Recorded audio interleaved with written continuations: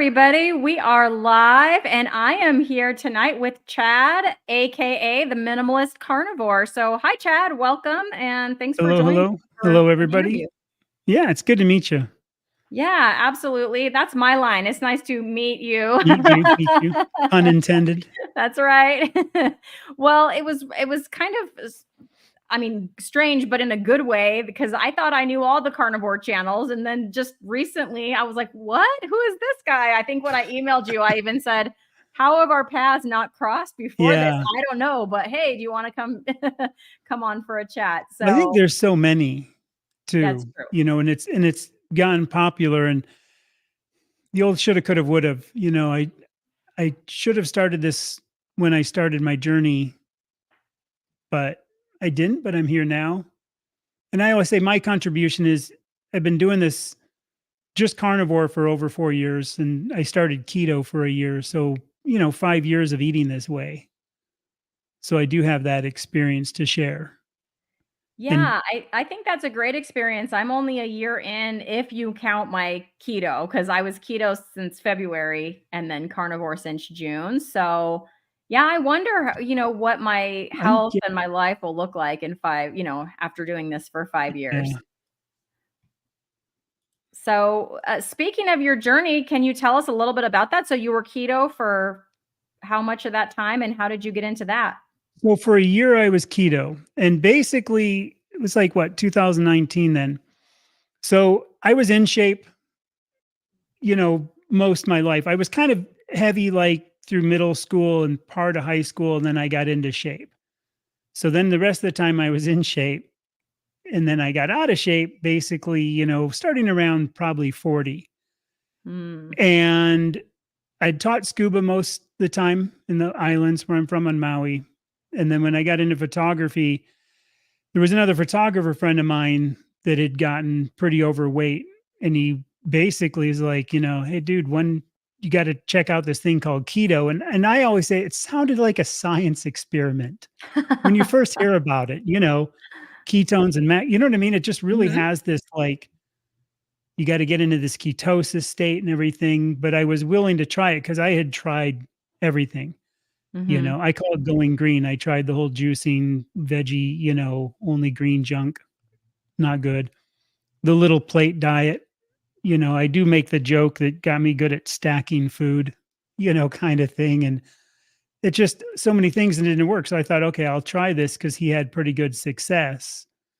And that's kind of how I got into it and started. But the keto thing, I've said this before. I failed keto. Keto didn't fail me. I think good keto is good and clean keto is good. But when I'd started, there wasn't a lot of people doing it. And there was too much of these websites or YouTube channels with like fat bomb recipes, chocolate chip cookie bar recipes, Mhm. all these alternative foods, so I could still have like, whatever I wanted. Chicken teriyaki is keto. You can make a teriyaki chicken keto. It's just not regular rice. It's a different kind of rice, but you have substitutes. And I think for me, having to break those eating, disorders, problems, whatever you want to call them, it didn't do that. So I just kept eating the same thing and I didn't really get away mentally. And I got away from the snack junk in keto at about 3 months in, because I literally have said this in a few videos. I was eating these chocolate chip cookie bars in the kitchen with my wife, and it just clicked me like this is just like fat free of the 70s and 80s. And so at least I knew enough to drop that and do it. But I've never been a veggie eater.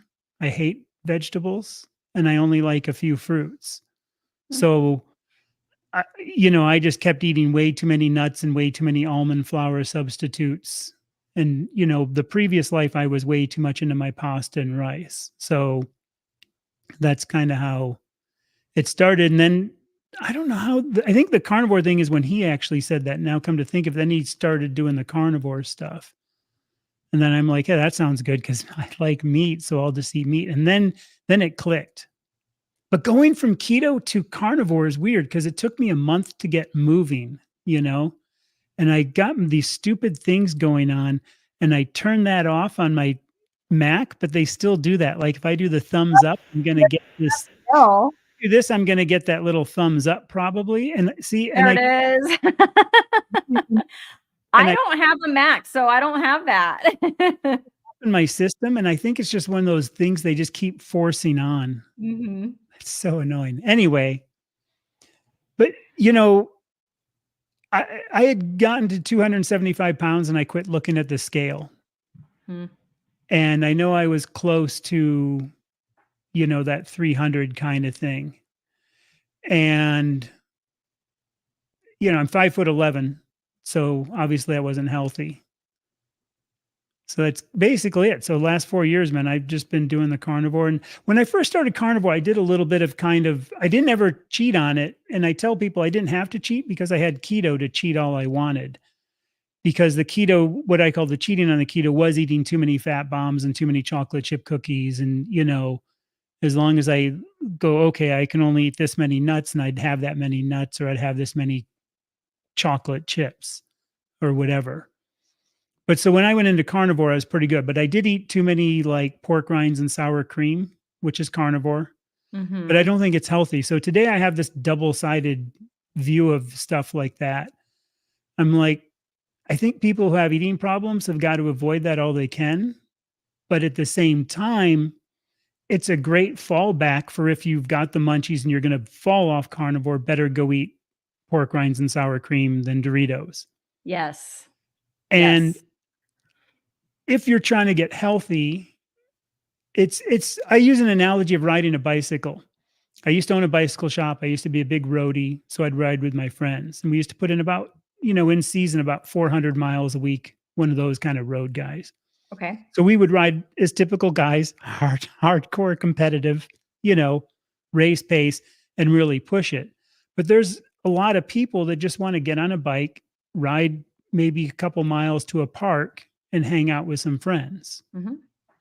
They're both riding bikes. So the carnivore people that are doing carnivore, there can be people like me that are really trying to optimize. I mean, like I said, I'm going for gold in the Olympics. So I test everything and trying to find that optimum, what works for me. And that minimalist side of me, I am kind of that minimalism person. Like when I met my wife, my 30s, my place was 420 square feet. And I could literally pack all my belongings into 3 bags and a bike box. So I don't mind not having variety, I guess. To me, it doesn't matter. I tend to like my favorite foods and I can eat my favorite foods every day. Yeah. Our kids are the same age, the ones, the 15 and other ones. It's Mhm. like you could, if they were okay with pizza and feed them pizza, they could eat pizza every day and be fine. Mhm. So for me, just eating meat every day is fine. And the longer I go into this too, I notice that the less I care about variety. So I don't even care if I have different cuts these days too much. Yeah, I have my few favorites, right? So, I mean, everybody knows picanha is one of my favorites. Mhm. Ribeye is one of my favorites, and then I do like chuck roast as like a distant third. And I mostly that's mostly what I eat. And then if I'm gonna have more than one meal, because I usually do 2 meals a day, my other meal is usually eggs. Maybe it's eggs and bacon, or maybe it's just eggs and butter. And Yeah. that's like the lion's share How of many eggs do you eat? 4 to 6. 4 to 6, okay. 4 to And what's 6 your eggs. favorite way of doing them? So if it's a In butter, weekend, but yeah, if it's a weekend, I like them over easy. But if I'm going to school, then I scramble them just because it's faster to me. It's much faster to cook them that way, and I'm not as particular, so I can just quickly scramble them up. It takes a couple minutes, shovel them in, and go to work. Or I can even pack them. They're not as good, but I can pack them and reheat them if I have to. Can't really do that with the over easy eggs. But yeah, if I'm home, yeah, I like a good, and even sometimes I'll do like a burger patty with the over easy eggs, okay. with the runny yolk. Yeah. How about you? See, I like chuck steak because it's cheap and it's good and it's fatty. If I could eat ribeye every day, I would, but I can't afford it, so I just don't. So recently, though, I've switched to lamb a whole bunch. So I eat a ton of lamb and the little lamb pork chops. So pretty much chuck little lamb chop things, you know, not pork chops. I guess little lamb chops. I said pork chops, but they're like the little lamb T-bones. You know what I'm talking about? If you've seen those at the stores. So I eat those, and that's it. Like some ribeye, that, and once in a while I'll have some hamburger if my kid has something. Sometimes I'll have it with taco seasoning because he makes a lot of taco meat, and I might try a little bit every few months, but Yeah. that's it. And I'm just a salt and water guy. I mean, I'm not big with the lamb. I wish I liked it. I don't really know why I wish I liked it other than maybe it would give me an option, but yeah, there's something about that flavor I just can't. I've tried it several times and have you had the little T-bone ones, or have you only had no, the leg of lamb? I don't like the leg of lamb nearly as much as the little T-bones. I don't know. I keep calling them little T-bones. They're called lamb chops. That's how I get them at lamb chops. Costco or Okay, Sam's. okay. So lamb chops, but I like those way better. And I've got to try shoulder. Somebody said get a hold of shoulder, and I haven't found it. The store. I think I got to go to an actual butcher or the commercial Costco, because Yeah. there's like a business Costco that has, you can actually buy whole lamb there. And like Whoa, half okay. lamb there and stuff. So I think I have to go buy like half a lamb and then probably get a saw, because I think it's pretty big chunks, That would be a and lot. cut it. I'm not ready for that. Yeah. But yeah, I've tried. I haven't tried. So I had lamb before I was carnivore, like a long time ago. I knew I didn't like it. Then my husband took me to like the Brazilian steakhouse. So I don't know whatever lamb they serve there. So, you know, have you been to a Brazilian steakhouse? Yeah. Yeah. So like they bring all the meats around, and I was like, all right, I'm going to try this lamb. And I mean, I took a bite. I was like, ew. And then I like took one more bite. I'm like, nope, ew. Bring me the Yeah. picanha, please. I don't know what they serve there. That's what I've tried most recently, and I did not enjoy it. But Beth says I get those little lamb T-bones. Yeah. She knows what she's talking about. You got me Yeah. back on those, Chad. And then Ellie is saying that they had a lamb leg and a box of lamb shoulder pieces. It's delicious, slow cooked. Slow cooked. Yeah. And that's what I've heard about the shoulder. You have to, you know, it's more like a chuck or something that needs that. So Yeah. that's interesting. I don't know. And I'll have to look into, you know, I'll probably end up doing like a sous vide in it, because I do a Okay. lot of sous vide cooking. Because here's an interesting thing. I get really bad histamine response from red meats if Oh, they're okay. slower cooked. So if Mhm. I take a chuck steak and sous vide it, and then just grill it to finish it, or, you know, put it in a pan and finish it, I'm okay. If I do it in the instant pot for a shorter time after I grill it, it's a little bit more, but I'm still okay-ish. But you know what I mean? It's kind of like one level or two levels up. But if I Okay. put it in the slow cooker, you know, crock pot, whatever you want to call it, and do it the old-fashioned way, I mean, it's just like my nose starts running. It's really Wow. it's So really is it the interesting. lower temperature? Do you think it's the lower temperature of the sous vide? No, You I've sous heard, vide stuff well, for a that's long time. 30 hours. I do my Yeah. chuck for 24 or 30 hours.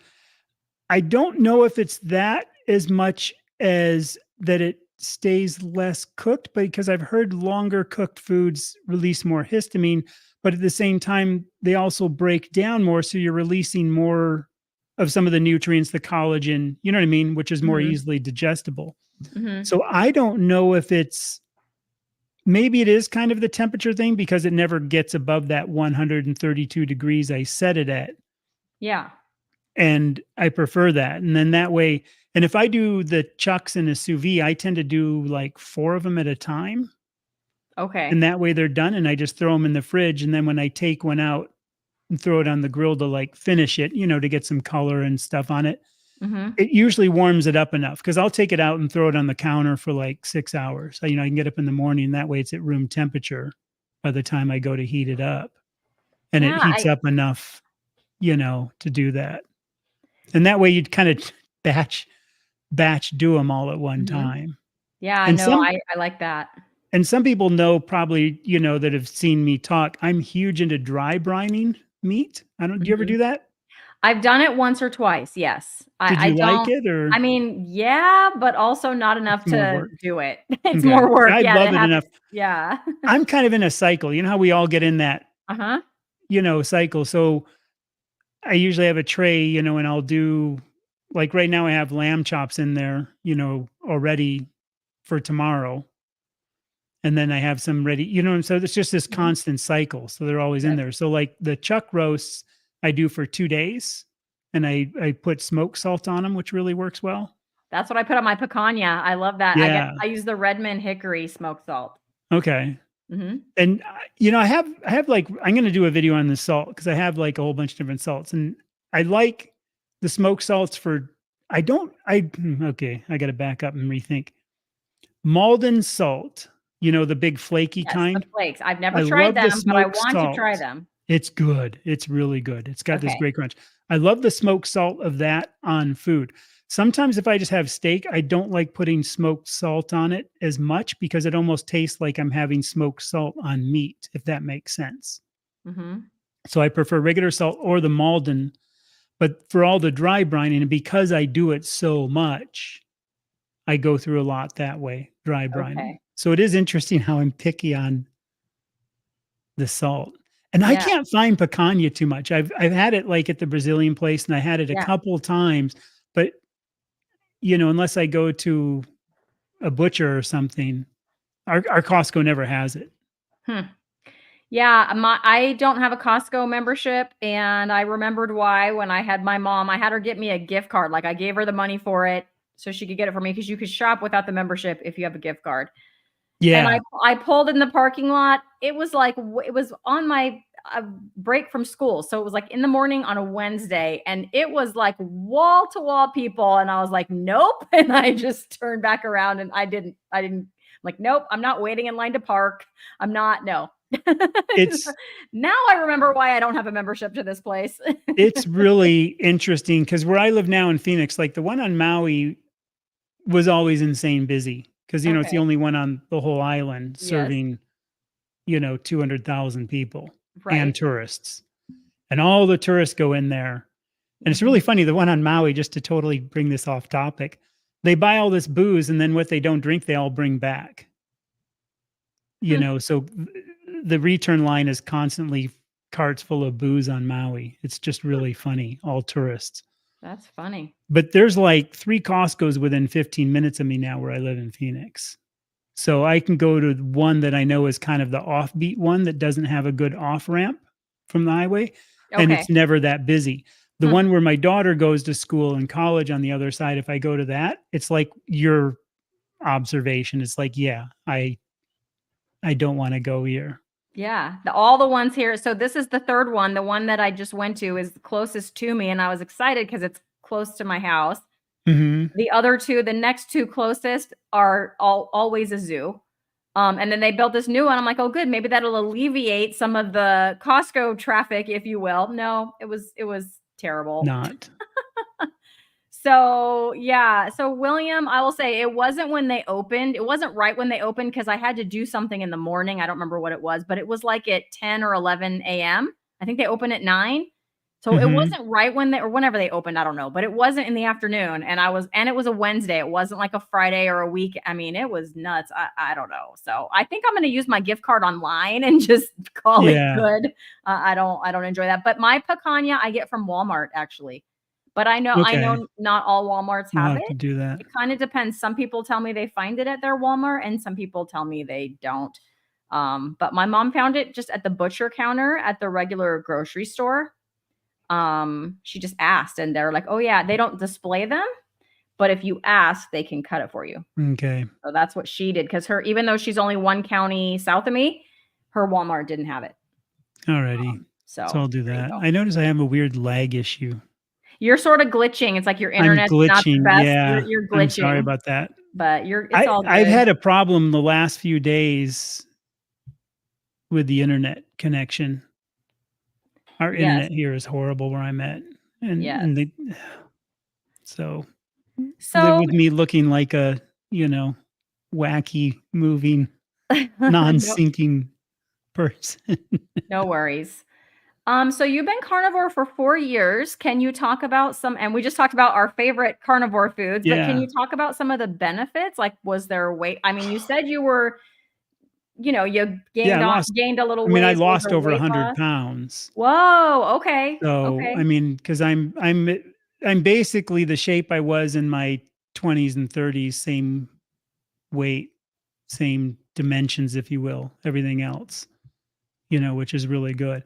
The interesting thing is, and I'll have to do it sometime because I've been kind of doing a little bit more working out now. I didn't really do much working out. I just kind of rode my bike, did some things, but I don't have a lot of loose skin like a lot of people that have lost in that 100 plus pound, and I'm not sure exactly what it is. I bet it's around 120 I lost total, but I don't really have a lot. So the whole time when I was doing the carnivore, I did OMAD and I still prefer that.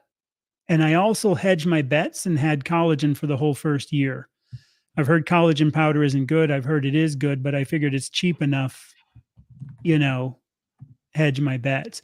These days, I have a lot of collagen because I make a lot of bone broth from all the lamb bones. So the benefits to me, I have a video on it that's actually doing really well right now, but it's like the eye floaters, what they call protein spots, which are actually collagen in your eyes. Like those have all gone. My eyesight's gotten better. Weird, gross things like having skin tags, those have all gone away, when I was really obese. And I know that's kind of a pre-diabetic situation. And I mean, just so many things. And it's the joints, no more pain. And again, being 60 years old, I was starting to go, okay, this age thing isn't so fun. Getting up and having to get the body moving and get going was really starting to kind of bum me out quite a bit. And with a carnivore, I don't feel that way anymore. I just get up and I'm up and I don't have I don't hear myself walking down the stairs creaking and popping and cracking kind of thing. Yeah, I noticed that too So, in my ankles. Like in the mornings, my ankles would crack, crack, crack, crack, crack, yeah. all the way down the hall, and they don't really do that anymore. So, I mean, there's so many things to it. And I like it because it's simple and it's, I have my meat, I cook it. I have an outdoor kitchen, not really a kitchen. I have like a stainless table from Costco that I kind of prep stuff on, and on one side of me, an outside burner and a, you know, grill and stuff. So I cook probably 99% of my stuff outside. The only thing I do inside is the sous vide machine, and that's about it. And so there's really no cleanup. And I'm the typical guy that pulls the meat off it, or the typical carnivore. I think a bunch of us do that. Pull the meat off on the cutting board, cut it on the cutting board, and I eat off the cutting board. So I'm not cleaning plates or anything. Mm. A weird side of me, just for fun, I mentioned this the other day. I eat chopsticks. I eat with chopsticks all the time because I don't, Oh, okay. Huh. and I I don't never like mastered poking the chopsticks. meat with the fork. Well, in the islands, everybody uses them, so you get really good. Okay, so my grandfather was Korean, and he tried his best. He tried his best, Chad. He couldn't get it. It didn't work. Well, it's funny because so I cut all my meat up, so it's all kind of done. And I'm Okay. kind of this might hit with the ADD thing. So I take my meat when it's all cut, and I can tell the pieces I'm not going to like as much, and they go in a separate little pile. And I can tell the best cuts I'm going to like, and they go in a pile. And then the middle stuff is in its own pile, and I eat it backwards. So I save what I call my dessert bites for last. So I eat all the really gnarly bits first, and then kind of go to the medium bits and then the fine bits, which is just when Mhm. those, Mhm. oh, I got to order my things in a certain way and think about it in a certain way. But I find I like it better too, because you can pick up all the little pieces. When you're good with them, you can pick up any little micro pieces that are there with no problem. And you're not poking the fork in and kind of pressing the juice out, Right. Yeah, you yeah, I know? do I do notice that a little bit. I don't think I'm very particular or picky. Like, if I've got a ribeye in front of me, which, by the way, I have a chest freezer, so I wouldn't be able to afford ribeye either, but it does go on Yeah. sale frequently for anywhere between, like, $6.99 to, like, $8.99. That's my go fill up my freezer price. It, So yeah. last week it was on sale for $8.99 a pound, and I think I bought about 20 steaks, and I Wow. filled up that freezer. Was that at Wally's World then, or Walmart? No, so we or a have different a store? grocery store here in Southern California called Stater Brothers, and it's a grocery store, but it's just local. It's just Southern California. I don't even think it's in Northern California, but it's very localized. And they have a great meat department, and Okay. they'll have that sale in the summer. It'll be $6.99 several times, Wow. like during barbecue season. Yeah, See, and yeah. I try to go to Sam's Club in the morning and get it on sale. Whatever I'm gonna get, I try to get it on sale at Sam's Club a lot of times. Okay, So yeah. I'm like you, chest freezer, pack Mhm. it up, put it away, because Yep. it's the average cost, and I tell people this all the time. It's like, if I buy a bunch of chuck on sale, for me, it's about I think it's like 4.69 last time I bought it, or 4.79. And then you buy ribeyes, like I said, at, 8, whatever. Mine are usually still about $10 sometimes. It might be just a Mhm. difference in what it is. But, for how much I get of that versus the other, my average cost of meat is $6 or under a pound. And I can still have those ribeyes, once a week or so. Yeah. Yeah, I don't know how much you eat in a day, but if I'm just gonna have okay, here's an example. So today we had a staff development training thing at the district office. So I wasn't in my classroom with my students, which is where I wish I was. And normally I bring my lunch, right? I bring my lunch, put it in the fridge, whatever. But when we're at the district office, it's not a good place there's no place to do that. And so I thought, okay, we'll go out. That'll be fun. But we didn't want to get burger patties. My teacher, bestie slash teaching partner that teaches across the hall from me is like meat based keto. And so we were like, neither one of us really wanted hamburger. I had just made hamburger last night, and I do like hamburger, but like I said, my main thing is steak, and then I'll put a hamburger occasionally. So I didn't want to do hamburger. So we're like, okay, we'll go to Chipotle because she's keto. She could do the guacamole and the salsa, and I can just do the meat, a little sour cream, a little cheese, and be good to go. Well, I got double meat because I was just gonna get those 3 things. It was $22. Ouch. $22 for and I got the steak. I don't think it matters. I don't think it's that much of a difference. I mean, I didn't want chicken or Yeah. whatever. But anyway, 22 bucks. And I was like, are you like I could have my pound and a whatever. It's usually they cut their Yeah. ribeyes pretty thick at Stater Brothers, like a pound and a quarter, for $9 or whatever. And here I am, 22 bucks. And I was like still hungry. Not hungry. I mean, I was not, but I wasn't really satiated. You know what I mean? Like I was Yeah. starving going in there, and at least I wasn't starving, and I got through the afternoon. But yeah, I came home and made a ribeye and ate that, before we came on. But it's like, oh my gosh, so I can eat a ribeye for, $9. Where else are you gonna, get something like that? Now, Yeah. yes, if I do a pound of hamburger, yes, it's cheaper, but oh my gosh, that ribeye. And then the picanha is usually just under, it's like 8.79 a pound. I'll usually cook, I'll cook one up on the weekend, and I can eat off of that for 2 or 3 days. How do you cook your picanha? Oh, great question. So I leave it as a roast. So it comes as a small roast, like Yeah. usually between 2.5 to 3.5 ish pounds. And then I just put smoked salt on it. I don't measure. So I just dump some smoked salt on there and kind of rub it in all around. And then I put it in the oven. It's a really hot oven, so 500 degrees for 5 minutes per pound. So if it's a 2 pound picanha, it's 500 degrees for 10 minutes. And then you just turn that heat off and you just let it sit in there. So the oven will just kind of gradually cool off. You let it sit in there for up to 2 hours. But a lot of people that have done it say their oven at 2 hours, it's a little more done than they like, because several people have tried this. Mm. So I usually now will go more like an hour and a half is usually when I'll pull it out of there.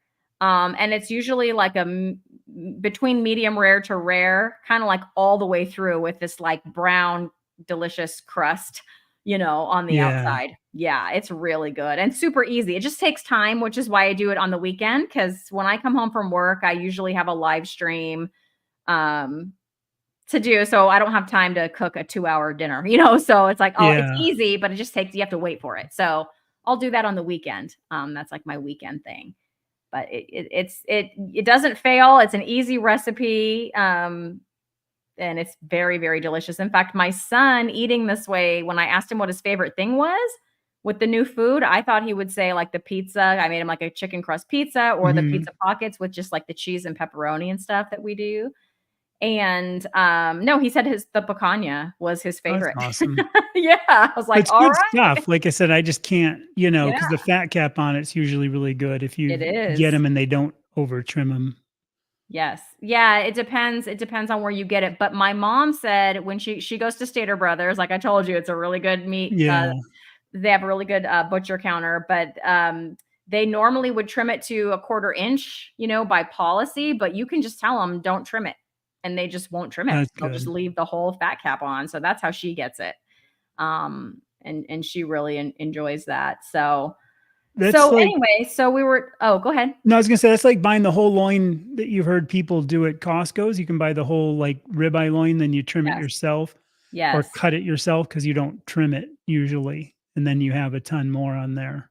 Yes. So that's Yes. what I like doing too.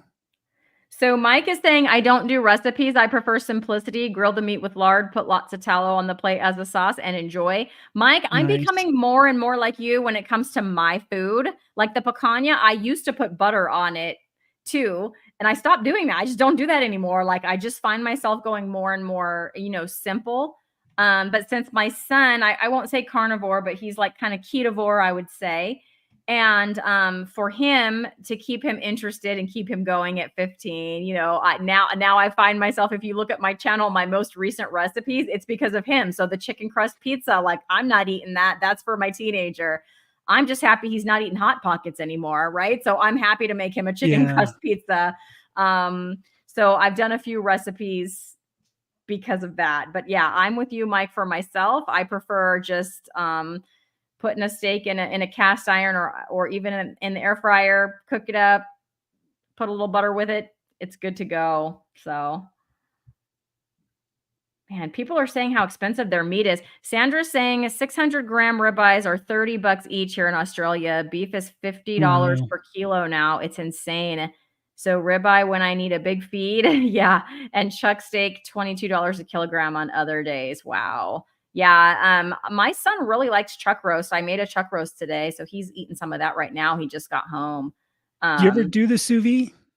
Do you I have a don't have a sous vide. It's like on my list of things to do because I've seen people, a variety of people doing yeah. things with that sous vide, It's and I'm intrigued. I'll tell But you, chuck roast, when you sous vide a chuck roast, again, like I do mine like 131, 132 degrees, 24, 30 hours. It kind of depends on when I'm hungry because I put it on the day before, and I'll have some. Then the rest, like I said, just kind of goes in the fridge and pulls out. So it kind of depends. But it's like a prime rib almost. And there's obviously a few tough pieces because there's some tough pieces, in there. But if you pick out your chuck when you buy it and you have like the eyes, that's when it's, those are just like so good. But it's worth mhm, trying it because it stays nice and pink and red and mhm, it's more steaky than it is roasty, if that yeah. makes sense. Okay. Yeah, I'll buy the chuck eye steak. So if the ribeyes aren't on sale, if there hasn't been a sale and my Mhm. freezer's empty, the chuck eye steak is $7.99 a pound. So I'll do that. So that's the price all the time. No sale needed. Sometimes it goes on sale, but no sale needed. Yeah. Um, so all to our Jim is saying, made friends with Butcher. Life never been simpler since then. Lots of free gifts, chicken skin, fat trimmings, and also nice suggestions on cheaper cuts, but still delicious. I love that. That's on my to-do list is to talk to the butcher, but I'm very much I need to just go in the store. But what I normally do is I order online. It's free to do this at Stater Brothers. You can order online. You just put in everything you want. If stuff's on sale, you still get the sale price. They shop it for you. If it's anything Wow. that's at the butcher counter that they don't have out, they'll go. The shopper person will go and talk to the butcher and have them cut it for you. They bag it all up. When it's ready, they text you and you just tell them, you tell the app, like, I'm on my way. And then when you arrive, you go, I've arrived. And somebody comes out and puts it in your trunk. And it doesn't cost anything extra. You don't have to tip That's cool. anybody. So I do that because convenient. That's a California thing more so. I think there's some like that in Phoenix, though. There's some of those Yeah. places here that'll cater, Yeah. to it. See, I just like picking out the stuff. Like I like going there and looking at it. Like when I'll get the lamb chops because they only put out like maybe 8 to 10 packs, it seems. So when they go out, there's not too many and not too many people buy it. So like if I go to do a weekly, every 2 week shop, I'm like the guy that just puts every single one in my cart of the lamb chops.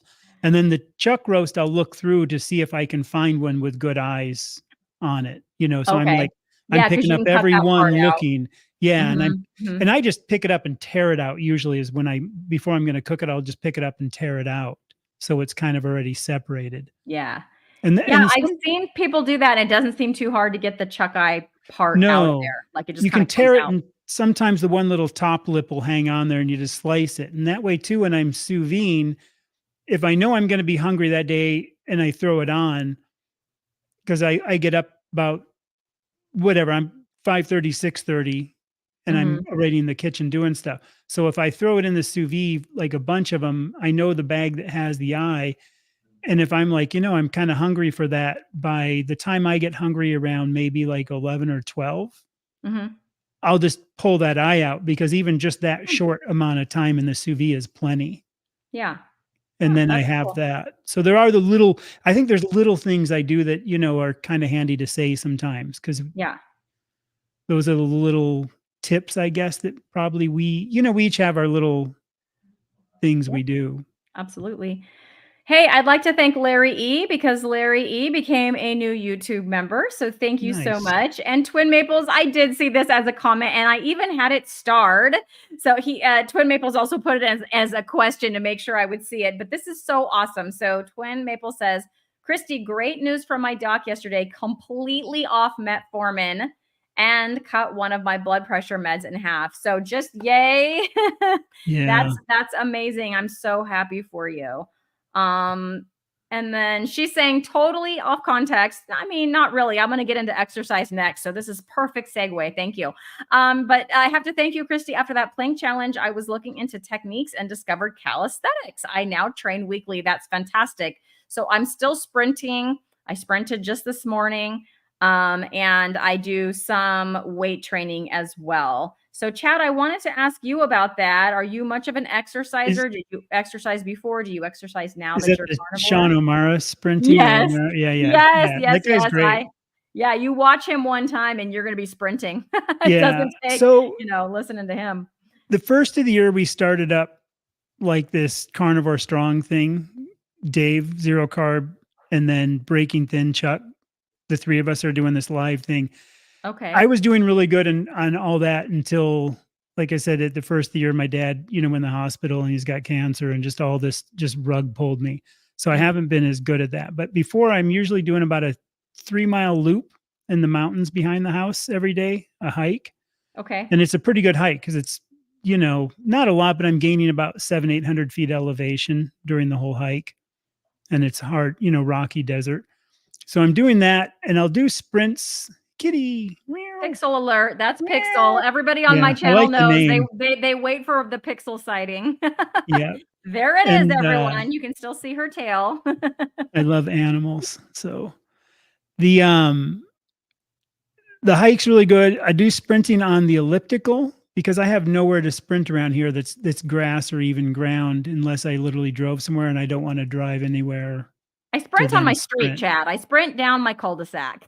Yeah, and I guess I could. I'd have to go down. Well, I guess I could do it uphill or kind of on a side hill, but I like the hiking and I know with the other sprinting stuff I'll do and some of the things like that, and lifting like rocks and carrying them and heavy stuff, I'm getting a pretty good workout She's kind of sorry. thing. She's looking at something. She's starting to make that noise when they chirp. Yeah, Either she's a bird or a lizard or something. she wants She's something. freaking out a little bit. She's So looking yeah, out I the do window. I Sorry. do more so working out now and I'm getting more doing it. For the first few years, I just kind of naturally moved, I was doing more gardening, more stuff. Most of my life, I was in really good shape. I've used my phone a lot to kind of show a picture of me in my 30s, and I was pretty, I was your typical Maui dive dude, Oh, okay. super tan, blonde hair, just my surf shorts, on the Mm-hmm. boat. So you kind of always were in shape that way, just naturally, sailing and diving is pretty hard work. So I like natural, I guess is what I'm saying. I don't wanna lift weights. I like my I like my hiking, I like my mountain biking, and if I'm gonna do something, it kinda has to have a reason, I guess. So that's my workouts. Okay. Do you find since you've gone carnivore that you have more energy to work out or that you enjoy it more? I guess if you're hiking, maybe that's something you always enjoyed. I just know I before carnivore, I always felt like it was a chore. And now I I never sort of saw it as enjoy a it. chore when I was in shape, but when you're out of shape and close to Mm, 300 pounds, everything's a chore. yeah. Everything is. So for me, it's like I can do this stuff again and I can ride my bike again because I didn't know if I was going to be able to. And I was kind of depressed about not being able to do the things I used to love to do. So to me, it's never that way. It's something I look forward to and like going out in the morning. And the hikes, what I was doing is starting about an hour before sunrise. So I'm out there with a Oh, okay. headlamp for the first hour. And Wow. then I get this great just it's just nice. It's just you're out there for the sunrise. And I do think there's something to that. I think there's something when Yeah. you're out getting all that sun out in nature and you're already walking in the dark and the whole sunrise thing. I do think there's something to that. It's better than if I go out at say noon and hike. I just feel way better Mhm. with it. Well, I will tell you, I agree with you. My current schedule, because I am teaching, doesn't, it depends on the time of year. So when I first started sprinting, it was light. It was just getting light at the time that I was going out, and I was catching the sunrise every day. Mhm. And that was fantastic. But then as the year goes on, it's darker in the mornings. And now that we've done the time change where we've sprung forward, we're back to darker in the mornings. Yeah. I can't sprint at sunrise currently because this I have to be on my way to work at sunrise. But yeah, hopefully as now that we're heading into, summer, as we get to summer, and plus once I'm off teaching, for the summer, I'll be able to go out there at sunrise. Um, I've saw some really cool stuff though. And it is kind of cool to go from the crickets, like you go out and there's crickets and then there's chickens Okay. and then you hear the That's cool. roosters, Yeah. and then the sun comes up and it goes to songbirds.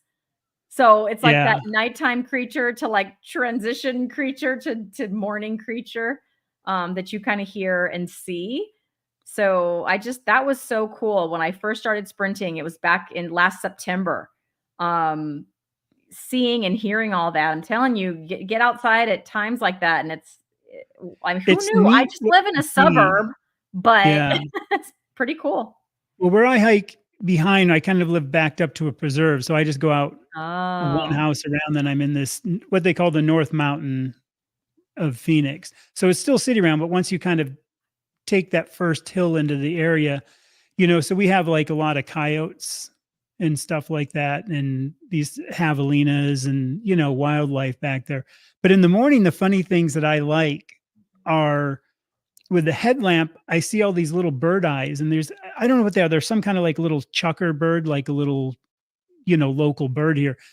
And they just sit on the ground and sleep, and they're all over the hills and the rocks. So when have huh, my headlamp and I'm looking around, I see all these yellow eyes and they're just sitting there. It's really wild. And I hear a lot of owls sometimes yes, in the morning. yes, we have owls here. Yeah. So there's a lot of owls here in that. And then I'll hear the coyotes are more at night. And you can tell when they get a kill because they go nuts and Mhm. you can hear that. And sometimes I'll hear them in the morning coming over this one ridge and I'll hear them down like, not too far from me. But they're so good at disappearing in an instant. The second you kind of stop and try to pin where they might be, you can't see them or gone, or they're trotting off. Because sometimes I'll see them just like cruising by. Yeah. They'll come about 20, 30 feet from you, and that's about it. And they're just kind of trucking down the path and they do their thing and they kind of look at you and they go on.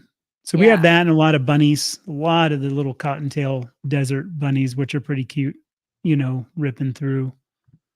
We used to have more bunnies around here, and lately I haven't seen them, and I don't know what's happened to the bunnies because you used to see Hmm. them at dawn.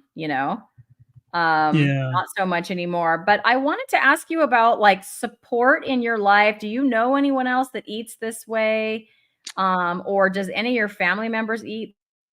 No, they don't eat. I want them to do like clean keto, and I just keep, you know, pushing it in there to do that, but they don't really do it. I don't really have any other friends besides online friends that do it, and I'm fine with that. It's just, I've had a few people try to start it, and it's just the typical, okay, well, yeah, I'll do it. And oh, well, a week later, oh, yeah, it didn't work, for whatever reason kind of thing. So I know when you said you're, at school, you had that one person that does the keto, like that you went Yes. out with, Yes. which is kind of neat, but I don't have that. So but again, it doesn't bother me. It's just Oops. strictly what it is. Did I? Sorry, hold on. No, No, I no did worries. something. No Okay, that'll worries. be sorry. I was trying to mute my Clicking the mic and I thing. Yeah. Well, I know I'm gonna have to figure out this dumb lag thing I've got going too now if I can redo. There's always something. Gotta love tech, but yeah, I know. that's one good thing about carnivore, though. It definitely kind of makes you a lot more mellow about. Yeah, I You didn't don't freak get so out. I was like, "Oh, look, stressed. I'm alone. Yeah. Well, Let's see, how do I I fix could it?"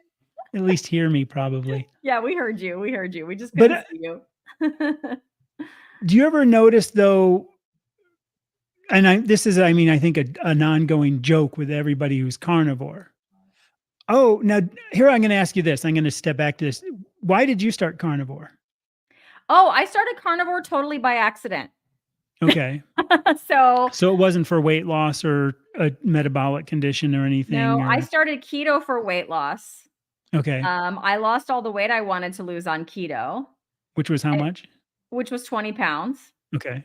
So I wasn't ever very overweight. And honestly, recently on carnivore, I've been putting that weight back on.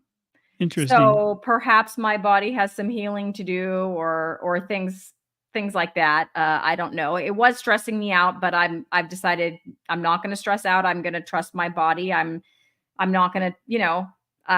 I'm not eating anything off plan. I'm eating to satiety and we'll just see what my body does. I had a lot of years of binging and restricting, mostly restricting, like a lot of restricting. So I'm Okay. thinking maybe my metabolism is healing itself. Yeah. So the weight that I lost, I've put back on from eating carnivore. I know some of that is muscle for sure. Some of that is muscle. So I don't think I put 20 pounds of fat on because I've been weight training. And even without that, even when just my first exercise that I started was sprinting, and my husband could totally notice a difference like in my legs, in the musculature.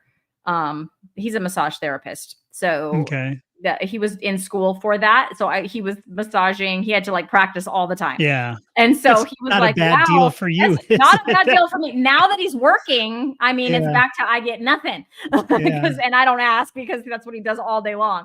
That's But when he funny. was in school, yeah, I was like his crash test dummy, right? He had to practice. He had to practice. Honey, you gotta But practice. Come on. 3 hours of yep, practice let's time. go, Get it? let's go. Yeah. So that wasn't a bad deal for me, but I mean, he was like, "Oh my gosh, like that muscle did not used to be there." And it was like a marked difference. So I know Well, some of that's it's cool. muscle, but I think but it was mostly just I don't feel like cooking asparagus. I don't feel like cooking, Yeah. zucchini because I was mostly meat and veg. I was mostly heavy meat with just a little bit of veg. And probably what was hardest on keto was when I first started is exactly what you said. So I never went to the packaged foods because I got into Dr. Berry like right away. So I never got, fell into that trap. But the fat bombs, right? It was like the cream Yeah. cheese, the just the fat bombs. You can just, I mean, I can personally just, I don't have an off switch for those. See, and I Um, never bought, but so I made, you yes, know. But yes, to that thing I was gonna say before, it's the typical like because me dropping 100 plus pounds, that's quite a change on a person. That's a huge change. And of course, and it was so my time start, was right through the whole COVID thing. So Mhm. I did it and I was just kind of alone anyway because people weren't going out. True. And I'm definitely kind of, I was like I said, 60 years old. So the whole punk rock scene was big when I was in high school. So I was a punker dude, still have that mentality, do my own thing. So it never bothered me. But then when I would see people, they'd be like, oh my gosh, what happened? Some people literally thought I had cancer or something because, I'd dropped so much. And Yeah. the modern perception of what is skinny is changed. Mhm. This is what you should be. And some people think, does that make sense? I think some Yes. people in the, listening to it understand that. It's like, Mhm. oh, well, I'm not skinny. Like skinny is anorexic. That's skinny. Right. But you can be really lean looking. Like if you look at pictures of tribal people in the past and they were, people, oh, they're so skinny. It's like, no, they're not. They're optimum. They're totally optimum. So Right. I got a lot of that. But then of course, the second you say what you're doing, you get the, oh, that's so I would never, oh, what about, then they start with the, how it is. Yeah. Oh, this is dangerous. You're going to get, what about your cholesterol? What about this? What about that? You're going to Yeah, get a yeah. heart attack. Oh, what about all the stuff that's rotting in your, it's like, give me a break. Yeah, so that's usually what I get, the cholesterol thing and the heart attack thing. That's Yeah. the main response that I get. But I will say today, like I said, I was at the district office. We were the first ones back from lunch, and the presenter asked about like our lunch, and I told her, where we went and why that, my carnivore, because it was I didn't want a burger and I could get something carnivore there. So we went there. Anyways, and then she's like, oh, my husband says he's carnivore. And I was like, tell me more about this. I don't think she knows too much about it though. She was just like, yeah, he's just very particular now. And I don't know, but yeah, he's carnivore. And I was like, and then she kind of clammed up after that. But at least that was, she wasn't like, what? You only eat meat? So it wasn't like a complete, what the heck? The typical. The typical. It wasn't the typical response. Well, you have some vegetables, right? No. No. Well, you have bread, right? I love those questions. I'm sure everybody gets them and they all know that, that curiosity look. It's kind of like making a weird noise and you have a dog and they give you that look. Yeah. Huh? Very worried about fiber. How are you getting your fiber? But we need fiber though. And yeah. Mm-hmm. Yeah. All those. And then you try to, talk to them about it. And I just kind of, sometimes I'll stand my ground and say my point, but otherwise I just don't bother. Yeah. It's just, I literally do this thing where I kind of go, look, this is where I'm at. Before and after. I'm here 4+ years later doing this. Mm-hmm. So what can you say? So, are you a numbers person? Like, do you have those numbers, your cholesterol numbers, or are you the person that says, I feel great, I'm not checking? I feel great, I'm not checking. I had them once a while back, and I'm going to do it for a video. I'm sure at some point I'm going to get a full panel, just so I can put it out there because it'll make a good video. That's the flat out honest truth. I could care less, but everybody else cares more about what I'm doing. Everybody else wants to know. Yeah, maybe you'll be a lean mass hyperresponder like me, and then we'll have one more thing in common. Yeah. We can talk about that in the future. And it is true though, because for me doing this so long, like I have a really hard time. I try to do fast, but I never can pull them off. Okay. But I'm doing OMAD. I'm already doing OMAD. So I'm kind of in a sense fasting, but I'm talking about like 48-hour fasts. Right. I've done a few, but I just get too hungry because I don't, I'm right now, I'm more weight than I usually am because here's an interesting thing. I'm going to bring this up and I am going to be doing a video about this here. I'm actually going to hopefully either try to shoot it tonight or tomorrow and get it out. Okay. And it's about stress and, the anxiety that comes with stress. I've always had a lot of maybe stress in my life, so it never bugs me. Doing the photography wasn't bad, but like working on the boats can be kind of stressful because you're with tourists and when you're diving with them and doing things, you're always kind of under. Mm-hmm. And at one point a long time ago in a life, I say long ago, I was like in the fire department for a while. And so, I got pretty used to going to accident scenes and things don't bug me. And because I had that background, like I was always kind of the rescue guy. Like when I'm in my 20s on a Poly Beach, like I was the rescue guy. So if something would happen, they'd be like, go get Chad. And I'd usually be the one swimming out getting rescues because I'm so calm to it. So I've always had these moments. And if people know this about stress, the more you repeat stress, the better your body, your brain signals stress, it learns, and then it puts it away for next time. So stress can actually be really good. It can actually make you way better at things. That's why, it's got its pros, but it's got its cons. So I say that because I really don't get stressed over things. I mean, and I think it's because of all that situation I've been in so long. So with my dad going to the hospital hit me way harder than I thought was stress. I mean, it really rug pulled me. I put on 15 pounds of weight, Mm. 15 pounds in like 3 to 4 days. And Wow. it just slammed on me. It's like every day, like the scale is going up like 4 pounds. And I'm just like, what the heck? And I hadn't changed anything. There was nothing that's changed during that time. And I'm already down 5 because just this last Thursday was his first, treatment thing.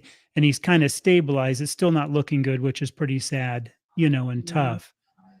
But literally until this last week, we'd just gotten the diagnosis of the cancer, and he's got a bad heart, and a valve is bad.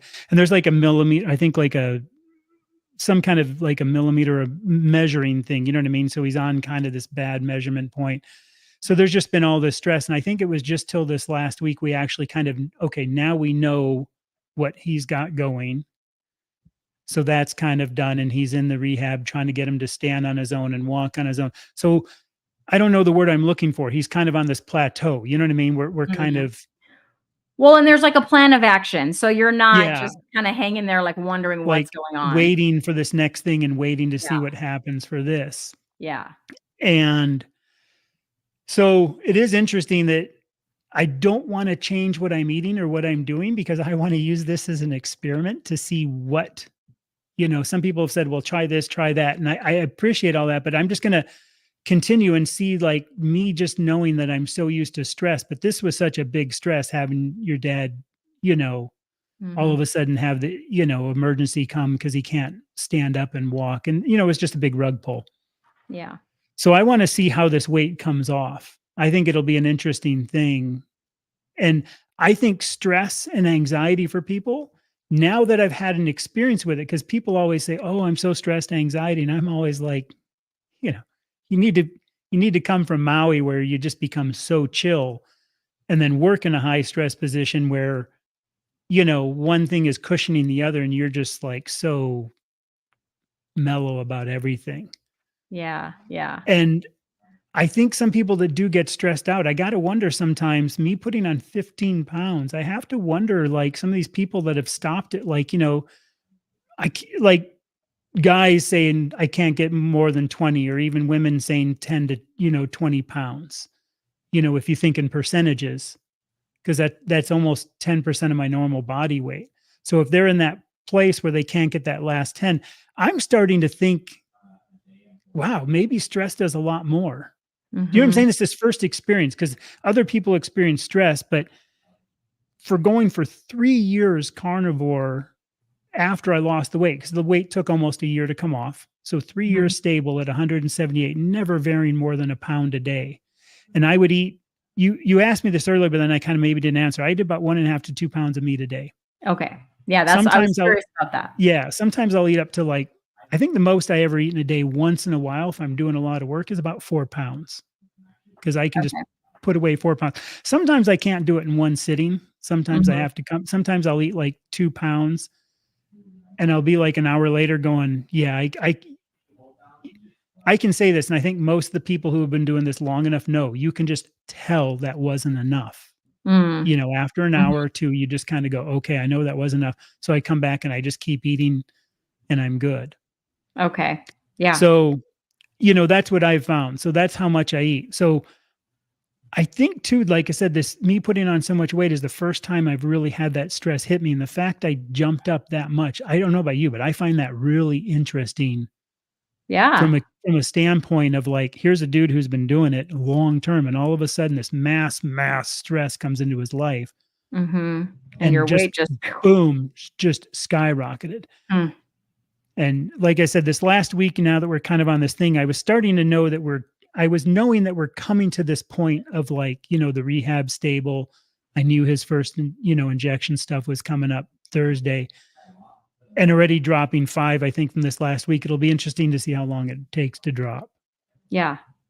Yeah, I'm interested now too. So I'm interested in this video that you're going to film and then maybe a follow-up in a week or two to see if, what's going on See with where it's that. at. Yeah. Because, there's so many people, and don't you see this? There's so many people that get stuck, and this is the ADD side. If I say something, I got to stop and think about how I'm going to say this. So when you're watching all these carnivore people, and I mean this with the utmost respect for it, but there's a lot of people in their journey and they're not there yet. So they're working on stuff. And then there's some people that have gotten there, like I would say myself, from losing the weight. I'm at this prime weight of my 20s and 30s. There's some people that can do it for 3 years and they're still not at their prime weight. And I wonder, what is that cause? And I mean it in a good way. Like, I'm curious in a caring way of like, what is stopping them? Is it the thyroid? Is it? Now, sometimes I see it and I just see they're eating way too much cheese and way too much sour cream.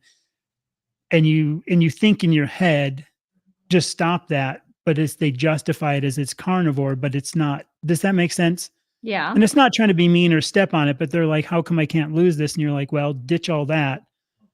Oh, well, that doesn't work. I tried that. Well, try it again, or do something to shock your body into a change. And now I'm starting to maybe wonder for sometimes if they're like within that 10 or 20% range, if they have a massive stress because they're not losing weight and the not losing weight is stressing them enough. And then what is that other 10% of their body weight that they're not dropping? There must be something. That could be the thyroid, that could be too much dairy, that could be those things. So I'm also a tester. If you do watch a couple of videos of mine, you'll hear me do that. I test everything to the nth degree. Yeah. Because I'm curious about this, and I'm the best guinea pig for myself. It'll be interesting. I was going to say, it'll be interesting for me to see when I do someday retire from teaching, because I know for sure my stress is going to go way down if the weight comes off any easier at that point. So it's still a while and not doing something in all these early tests I did, like saying, okay, I'm going to go clean for a couple months and then I'm going to try, whatever it might be. And it's always within a carnivore realm, but I'm going to try, like me quitting coffee at 2 years in. It took me till 2 years in. So if I try to change up what I'm doing, I then have to do this for like 3 months and then cut clean of it again and then try it again. Like, okay, I'm going to do 4 ounces of cream every day for a month to see what cream does to me. But I had to clean myself for a couple months to do that, to then come off. And it takes a long time to do this. And a lot of people are like, oh man, that takes so much time. I go, yeah, but you're going to be living every day anyway, so you might as well. Yeah. And that way you truly know your optimum. And here I am, 5 years with keto, so a year of experimenting in keto and 4 years of carnivore. I've had the opportunity to test a lot of stuff and really find that optimum. Yeah. And that's probably why I pretty much only eat 3 cuts of meat and really only 2. And I might even be narrowing that down even more. And then the bone broth.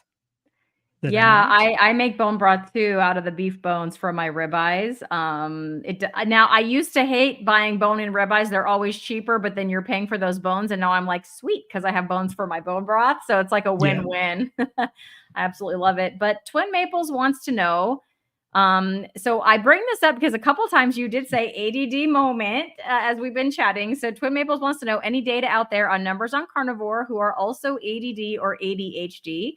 I don't know if you know any numbers, but I think you told me that you have ADD. So can you tell us a little bit about your experience and if you know anything about numbers or if you've read any, like maybe brain energy or change your diet, change your mind or things like that? I haven't heard any numbers or anything. There's a few things I've watched. I think it's the diary of the CEO guy. The one black guy who's got really short hair and he has like 4 or 5 million subs. And I know he owns part of like AG1, that green stuff, really articulate. And he's, again, he's got 4 or 5 million. So, some of those guys are like that, they're just very good at interviewing. He's had some interviewing with some doctors that have talked about ADD, and a lot of them have mentioned that diet plays a lot. One of them is like keto is huge on it. And there's a really good one about him talking about how he thinks there's something really tied in with the metabolic state of humans and ADD. But I think it's called Diary of a CEO or something like that. Interviewer guy. I find some of these long form guys that do like the 2 or 3 hour interviews interesting because I can just let it play and listen to it as I'm doing something. And I've heard some stuff from them about the diet, but not numbers. And I've heard numbers, but they don't relate to anybody doing the diet. So, you know what I'm saying? There's no relation yet. Okay. But some of these guys will go, yeah, if I put people on a keto diet, they do way better. And I don't know if it's, the ketones obviously in there, but I think one guy thinks it's more a metabolic state. So I wish some of these people would put it together. But for me, the benefits are just, and we were talking about this offline beforehand. I cannot get stuff done. I have that hyper focus issue, and then I have this hyper focus means everything else goes away and gets nothing done. But if I exercise, I have this ability to say, okay, I've got to do this, and I can dedicate an hour to getting this done. And with this thing with my dad, because I'm not doing my hikes the same, I've noticed now I'm back to that state of not getting done.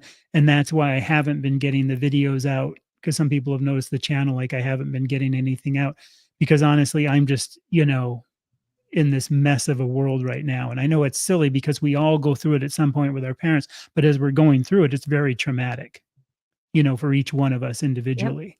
Yep. And we had lost our mother-in-law. My wife lost her mother here a couple of years ago to cancer. So we already kind of know what's, what I'm saying? It's a bad, I think it's just that like, oh man, Yeah. I'm sorry and it to was hear just, that. yeah. And I love animals and dogs and stuff. And like, we literally had lost both our dogs and then the mother-in-law. And now with my, what I mean? So it was it was just like every year it was just like hit Yeah. kind of thing. So I think that's that thing that hit me. So like I said, what I notice is if I'm exercising and doing my hikes, I'm way better. Carnivore, let's say from a 0 is where I started, and let's just say I'll never get to be a normal person, but what is normal? Everybody has a piece missing, and ADD is never an abnormal. I've heard people say it's like wearing glasses. That's I think the best description. It's just, I have to have glasses. You have glasses on. So it's just, you have glasses, but for what you do. And it's also a blessing. I just want to make it clear on that. So let's say if I can go from 0 to 10, carnivore brought me to a 5, and the exercise can bring me to a 10 or fully able to accomplish stuff. So the carnivore has helped, but I have to do the exercise with it. And that's what I've noticed, because when I wasn't doing a lot of exercise and just natural movement, doing yard work, things like that, I was really spikes, valleys up and down on how I would get stuff done, then I wouldn't get stuff done. And I didn't really make the correlation like, wow, this kind of relates to every time I do 3 days of yard work, those next, 5 days are really good. I'd never put that together till quite kind of hit me in the head. Then it was like, oh my gosh. So that's when I started doing the hiking every day. So now when I get doing the hiking, man, I'm a whole nother person.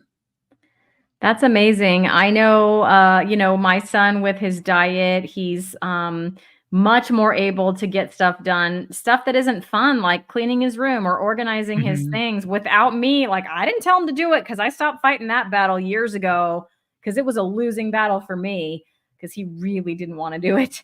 And now it's like he gets in that mode. He just decides he's going to do it. He goes through his stuff and cleans up his stuff. And also the morning routine, like getting ready for school, used to be a major, like I'd get ready to go 18 rounds with him toe to toe to get him out the door every morning. And now he just kind of gets ready. He eats, he gets dressed, he brushes his teeth, and he's in the car within a couple minutes of go time. No stress, no, it's like I feel like I'm in the twilight zone, but in a good way. Yeah. So those are the two major changes, and I'm like, I will take it. I will take it because just even though just those two changes have changed our, just how things run in our household for the better. It's interesting how people, like you talked about cleaning the room, like I'm a neat freak. Like, So you maybe are know, you a little OCD with your oh, ADD too? Is big that time, big, okay? big, big Yeah. time. So maybe Like all the forks are stacked perfectly sideways in the drawers. The okay. spoons have to be exactly like nested, cup laid out exactly. Like I'm that bad. My Okay. poor wife and kids. But they put up with it, and I'm the one that kinda does it, and sometimes I'll be like, "Oh, put the right fork in the right," Mm. it's typical.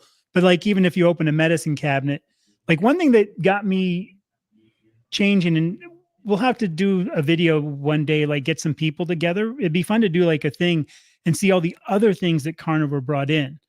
I got really into, like, shaving with the older double-edged razors, the kind you put the thin little Mm. blade in. So I use, Yes. like, really good tallow soaps and a brush and a bowl, and I'm really into shaving almost as a hobby now.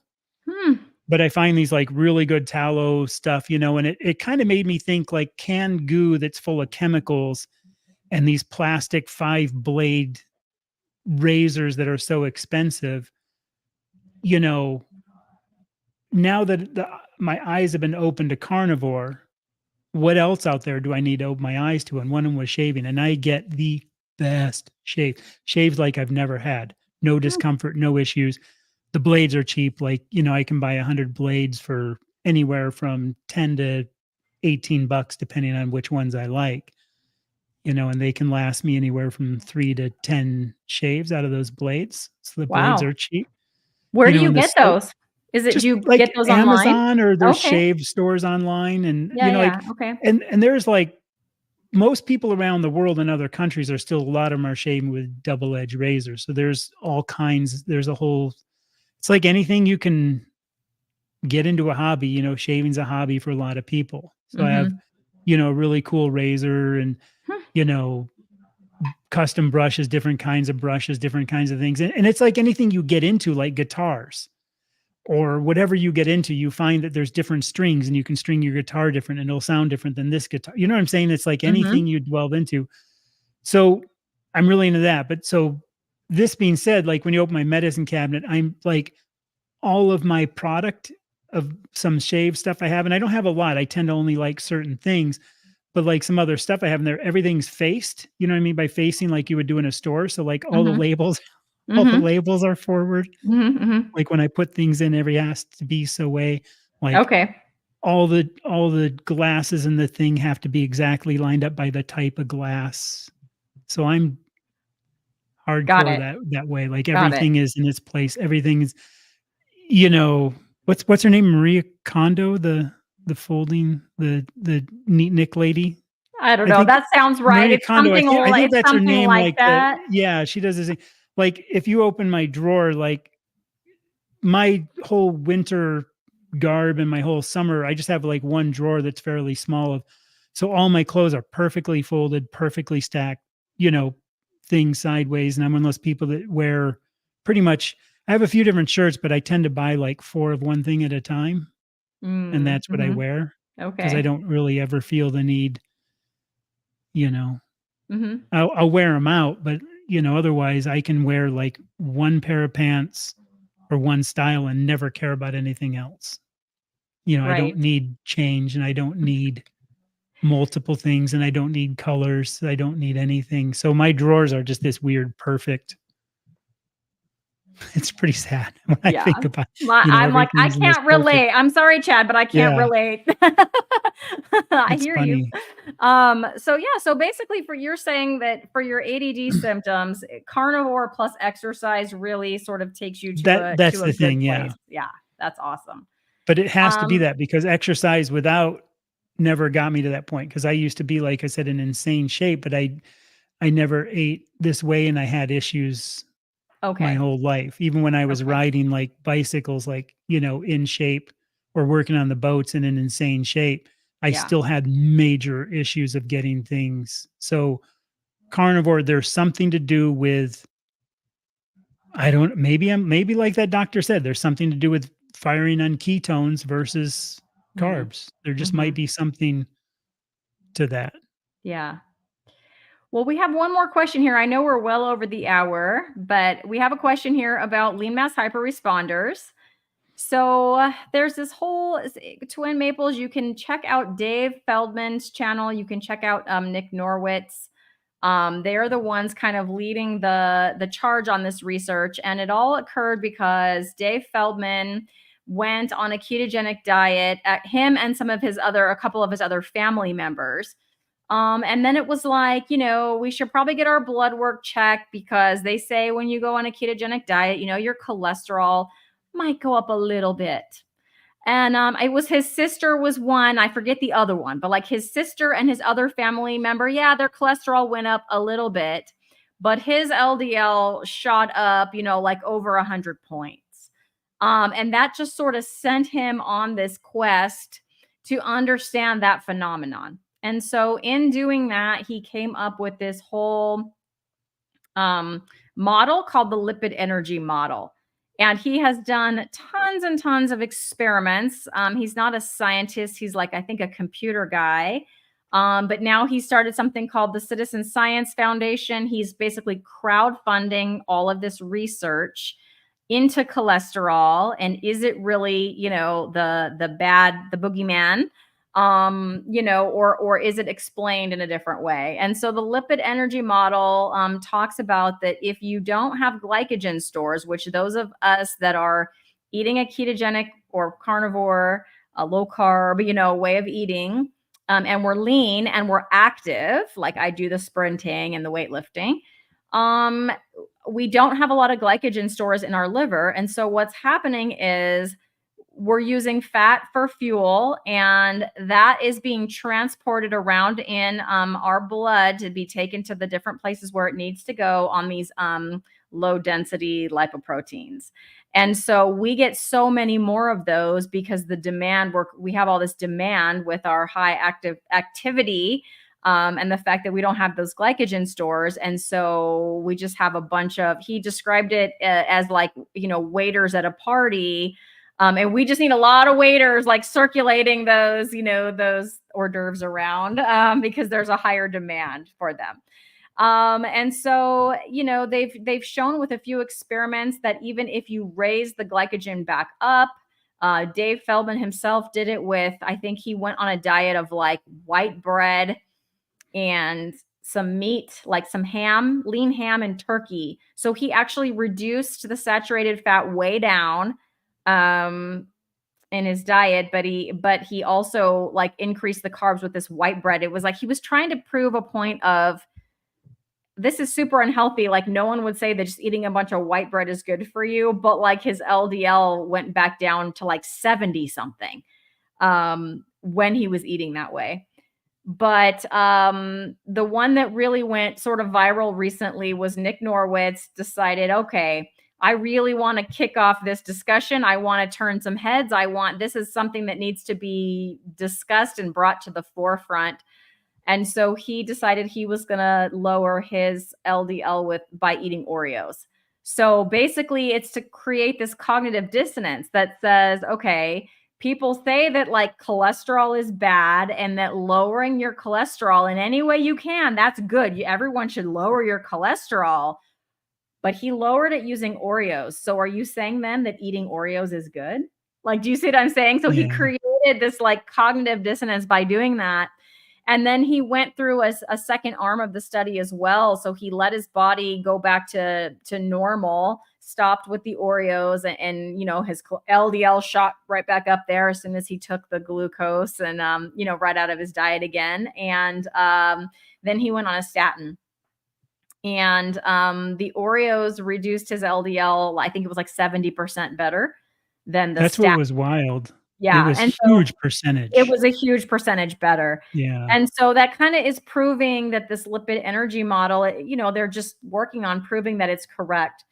And then the other thing that they're doing is working on, so they're testing some people. It's like a mean or median mean or median, I don't know, age of 55, been on a ketogenic diet for like around 4 years or more, like they're, a really long time. They're not new at it.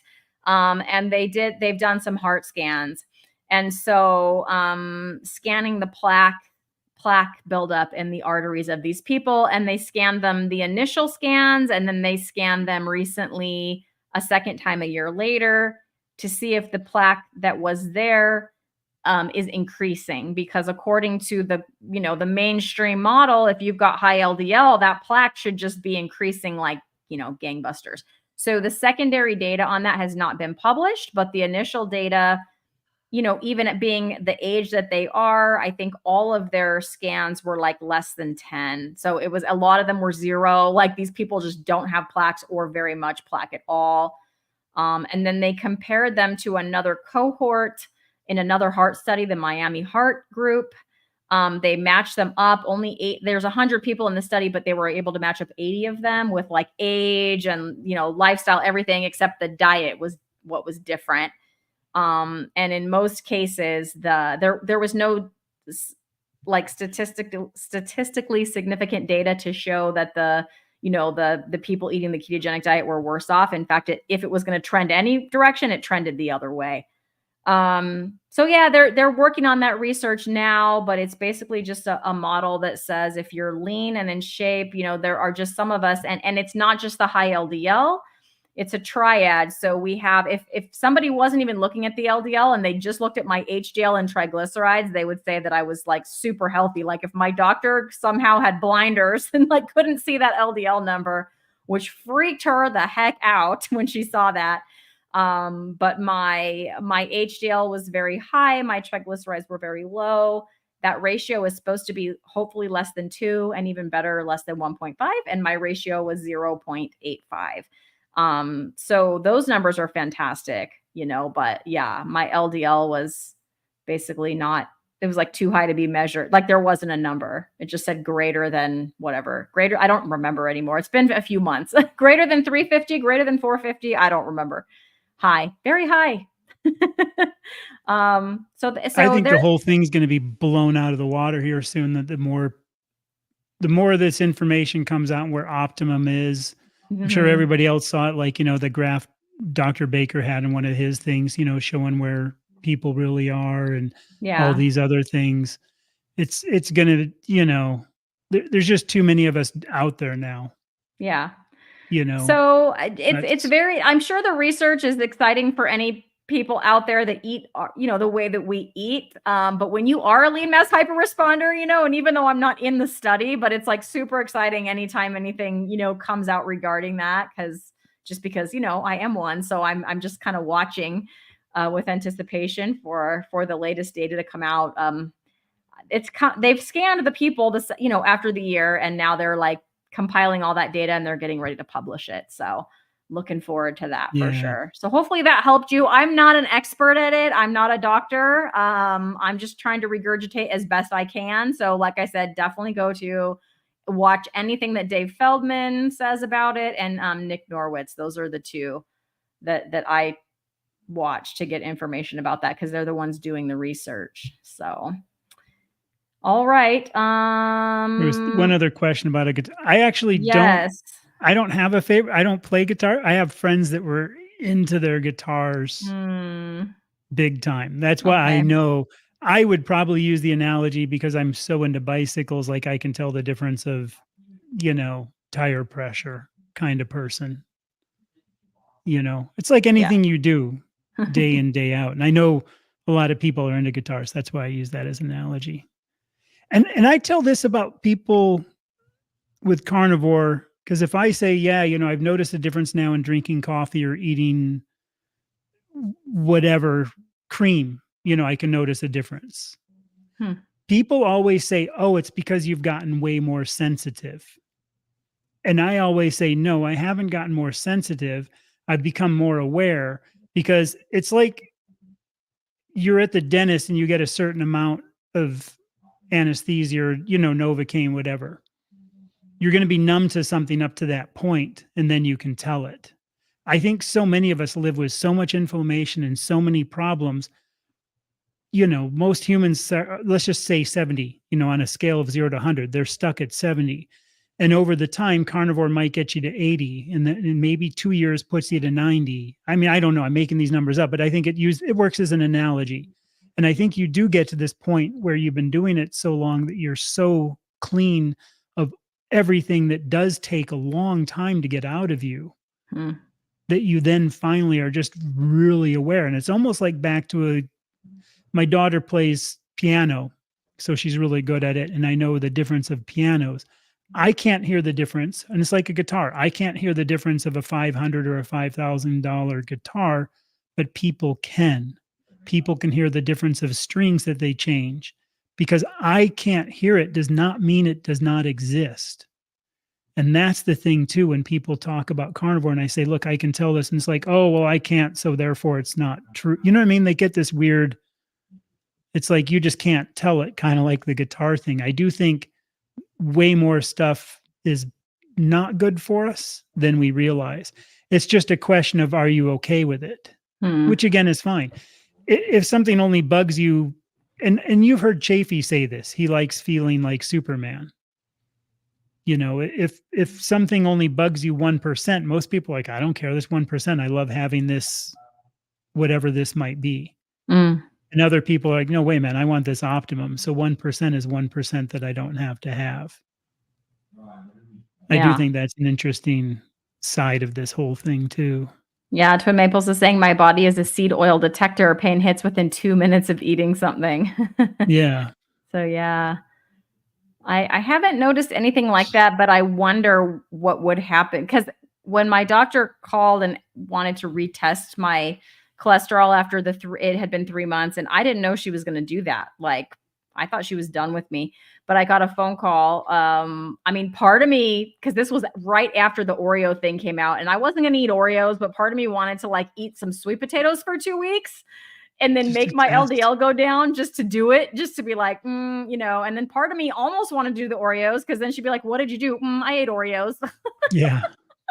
Just because part of me wants to. It would be funny to do. It would be funny. It'd be really funny to go in and do and just see what they said. I didn't change anything except I added a sleeve of Oreos every day, Doc, and like see what she said to that. But anyway, I didn't. I mean, the conclusion I drew was some of these things that people say about like Twin Maples is saying, like, I feel like if I ate any carbs, I feel like I would get a headache. I feel like I might get nauseous. Like, I don't know because I haven't done it. I just didn't want to feel bad for 2 weeks. I didn't want to do it. Yeah. So I just decided I'm not going to retest my blood and I'm not going to eat the carbs.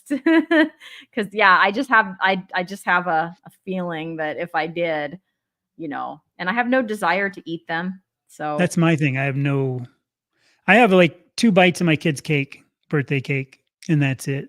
And they have it. And maybe during the holidays, I might go, oh, I'm really curious what that used to be like. And I might try 1 bite, but it's never like a whole plate or never a whole thing. And 1 bite isn't going to do anything to a human. I'm positive of that. I can tell, that is the interesting thing. I can tell that I had that. And often oh, it's like I literally drank like 200 ounces of coffee if I have 2 bites of cake. The sugar just hits me like, I can really tell. Or sometimes it just really is weird tasting. Or I'll even notice maybe some, even from 2 bites, you're just so aware you can notice that a little bit. And it's like, that's enough. But I also don't have any care to have a whole bite or cheat meals, or that's just me though. Again, we're all, if people do see it, and I say this like you shouldn't, but again, doesn't hurt you or me or anybody else out there. It just hurts them. They'll have to learn. Yeah, that's why I stick to carnivore, because when I was on keto, I was still having to like exert so much self-control. Don't go back to those pecans again. Don't you do it. And then I would do it. And then I'd feel bad about doing it. Right. And all of that whole guilt cycle, shame cycle over food, that's I would do things like pecans and butter. Or mac nuts and stuff. Like I'd pour melted butter over pecans because it's really good that way. I never did that, but I for sure went back to the pecans like 6 or 7 times after telling myself just 1 handful, and I would try to pour, but the whole darn container is in the cupboard and it's calling me from in there and they're just so good, So Well, it's yeah, easy to that just go, I'm just gonna have 3. I'm just gonna have 2. I'll just have 4. Oh, just 2. And before you know it, you've had another 40. can't do it. Yeah, That was right. my problem with Yeah, some of right. that stuff. Yeah, and now it's like I don't have the desire for it like ever.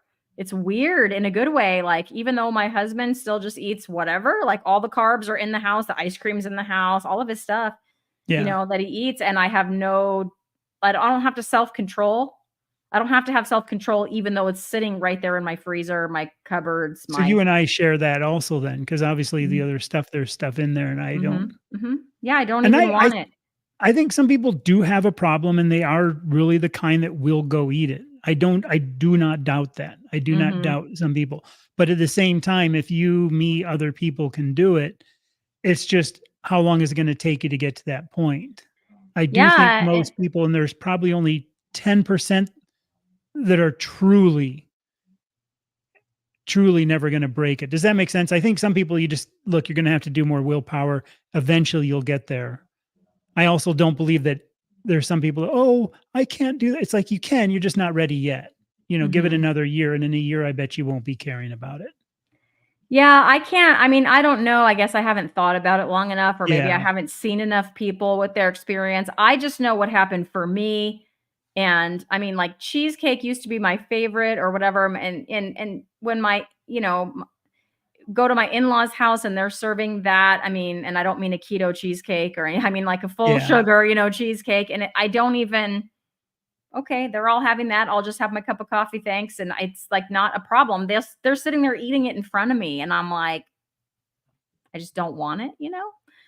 So that's that for me. I just know that's what happened for me. I didn't intend for that to happen. Like I said, I went carnivore accidentally, and then I just started noticing all these benefits, and that was one of them. So it's like, well, that's awesome. I think I'll Yeah. just stick with the meat. I'm happy that way.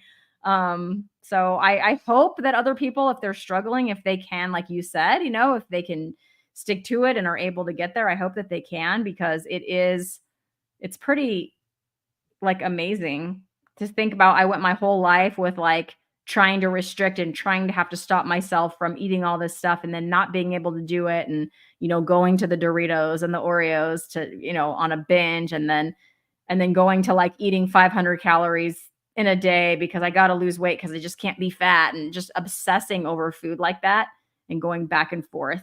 It was horrible. It was horrible. Not to keep this going, one weird thing, I'm really curious too if you notice this. Do you ever hand wash some dishes, or do you put everything in a dishwasher and don't touch them? I mostly use the dishwasher. It's very Okay. rare if I hand wash anything. Everything that we eat in carnivore, if the plate gets left out or something, my house, that's rare, but you know what I mean? But if something gets Yeah. left out, super easy to clean. Like if you Yeah. get, you know what I mean? Mhm. The stuff that's really like sticks on and you gotta like, Yes. get on is always. Yes. It's all Do their you notice, stuff. It's not my stuff. it's not If my I stuff either. Isn't that fun? Because Yep, I'm really curious if other people, that's it's something true. recently I've been thinking because I was thinking about like what's changed and these things change. And that's a recent thing I kind of thought, what's weird is when you're not washing Yes. dishes, because the other day some stuff I forgot what was on it, lasagna or something. And it was just like, I Impossible. You felt have like to soak getting it. a jackhammer to it or Yes. something to get it You off. have to Exactly. You soak got to it. soak it and do all this. Mhm. And even like in a pot, like if I make something in a pot, like I don't Just have wipes ground out. beef that much, but like if I do ground beef Mhm. in something, it just comes out. But if it's Yep. like something else that was in there, it's like you almost have to All bring out over. like not the blue scratchy, but the green Scotch bright Right. scratchy to like get it out, because I the other never one thought of won't cut that, it. but as soon as you said it, I'm like, I Isn't that identify with funny? that very strongly because yeah, my husband's not the best at doing his dishes and I don't do them necessarily right away, but like in the morning as I'm getting ready for work, whatever, It is that's though. kind of It's one when of I those do the things dishes. that's like, you know, you kinda Yes. go, "Wow," when I think about it, and it Yes. does make me really wonder, like, I don't know, it just makes me wonder and curious, like, I mean, I understand the concept of it, but what else is that doing? It's like, that's just another weird form of how many other people notice that with multiple people in the house eating other junk. Yeah. Yeah. Isn't that a Interesting. funny. Now that's a question I want to start asking people because I'm now gonna I'm start curious. well, that's It's a good good because ask it question. and Yeah, I want to we'll stay know. in touch, but it's like one of those things that I'm gonna start asking people too. Do you ever notice this? Because I forgot what it was the other day, and I started thinking about it, then it left my mind, and then again the Mhm. other day it came back in, and it was like, "Okay, this Yeah. is something I'm really noticing." Well, we've been going for over an hour and a half, Yeah. Chad, so I think it's about time to sign off tonight, but I wanna Yep. thank everybody for watching tonight, and also thank you for coming on and chatting with Yeah, me. thanks This has for been a scheduling. very good talk, so thank Yeah. you so much. Say my hooey ho. Good night, everybody.